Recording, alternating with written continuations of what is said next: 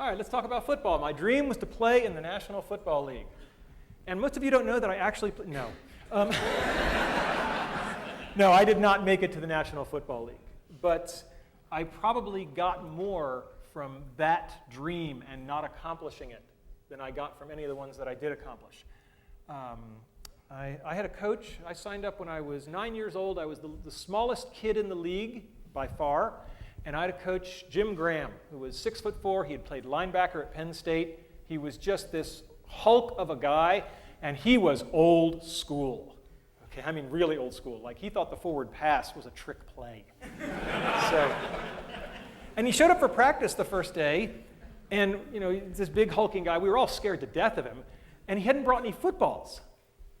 How are we going to have practice without any footballs? And one of the other kids said, "Excuse me, Coach, but there's no football." And Coach Graham said, "Right. How many men are on a football field at a time?" So he said, 11 on a team, 22. And Coach Graham said, "All right, and how many people are touching the football at any given time?" "Well, one of them." And he said, "Right, so we're going to work on what those other 21 guys are doing."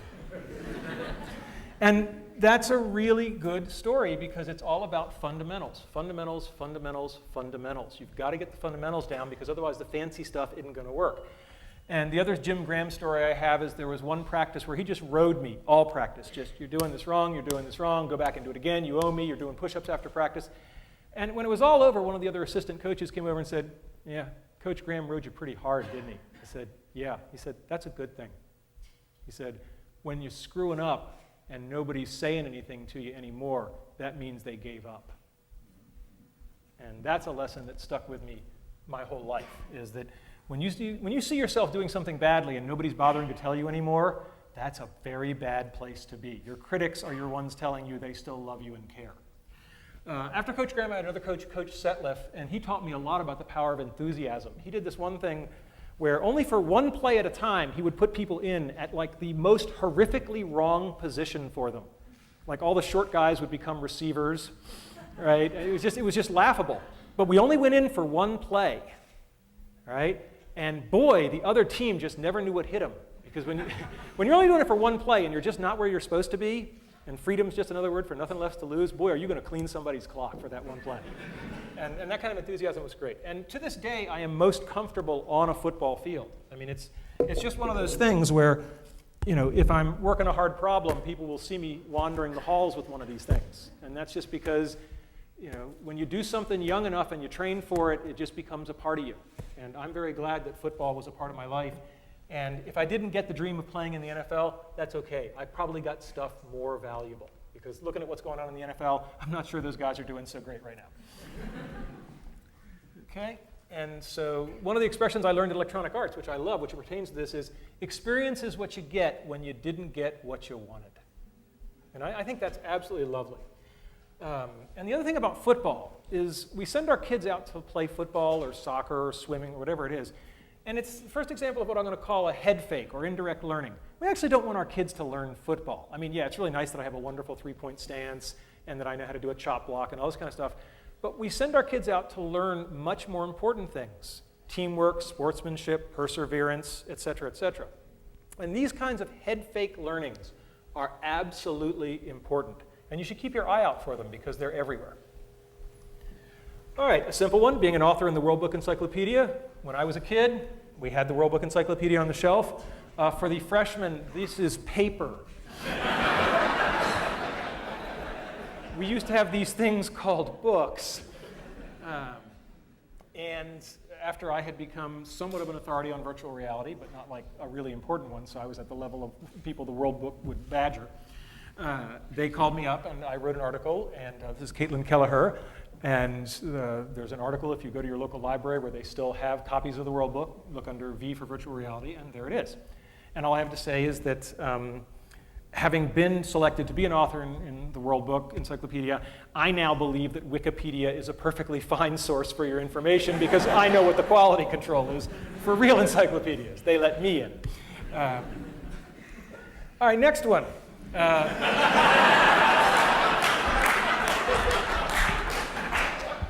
At a certain point, you just realize there's some things you're not going to do, so maybe you just want to stand close to the people. And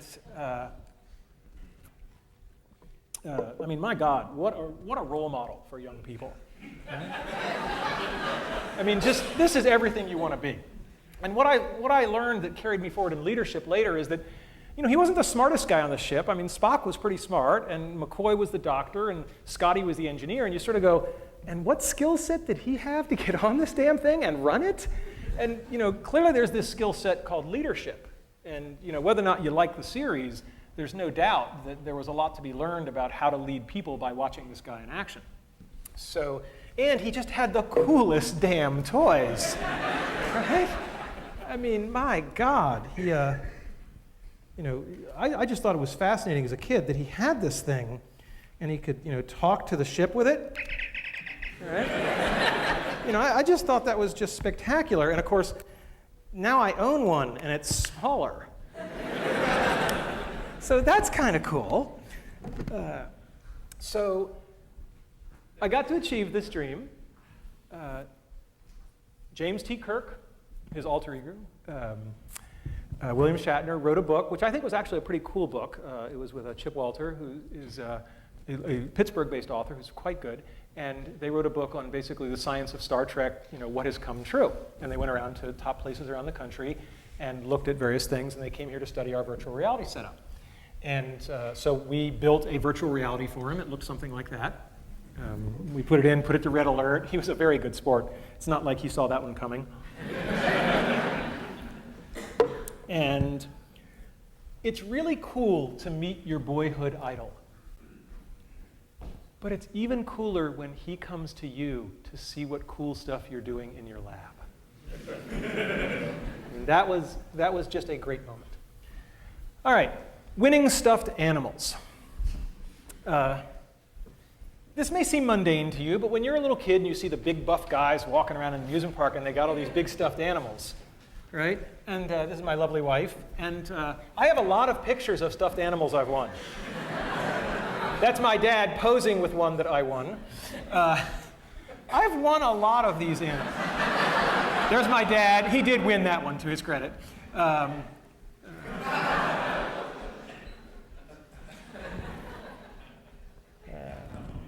Right? And this was just a big part of my life and my family's life. But I can hear the cynics. In this age of digitally manipulated things, maybe those bears really aren't in the picture with me, or maybe I paid somebody $5 to take a picture in the theme park next to the bear. And I said, how in this age of cynicism can I convince people? And I said, I know, I can show them the bears. Bring them out.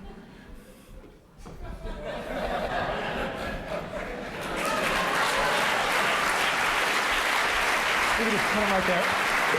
We just put them back against the wall. Jasmine. It's hard to hear you. Okay. Okay. Thanks, honey. So here's some bears. We didn't have quite enough room in the moving truck down to Chesapeake, and anybody who'd like a little piece of me at the end of this, feel free to come up. First come, first serve.